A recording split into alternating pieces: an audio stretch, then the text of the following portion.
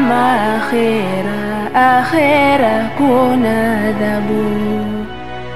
Ni ajabu sana kumsikia mtu akisema naogopa kufa na yaogopa mauti, hali ya kuwa hakuna kheri hata moja anayojihimiza nayo, hakuna kheri hata moja anayoiendea, lakini mtu anasema ninakiogopa kifo, ninaogopa kufa. Ikiwa unaogopa kufa, basi fanya mazuri, fanya kheri, yaendee mema. Kuogopa kufa wakati hakuna amri yoyote Allah subhanahu wa ta'ala unaitekeleza, huo ni unafiki uliokuwa wazi.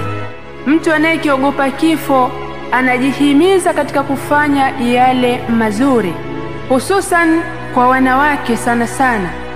Ndio utakuta wanasema mimi naogopa kufa kweli, mimi ninaogopa kufa na kiogopa kifo mimi. Unamkuta anasikitika kabisa, sijui siku yangu itakuwaje ya Rabbi. Lakini akitoka hapo, kesho utamkuta katika mitandao kaenda kuposti picha, yupo uchi kabisa, kavaa vitu vya ajabu kabisa, kasuka minywele yake, kaweka makope yake, kapaka makeup, anaposti katika mtandao watu wamuone kapendeza. Na watakao muona kapendeza ni wajinga wenzio, walakini wenye akili timamu watamuona ni jahil. Ninasema haya nikiwa na uhakika kabisa.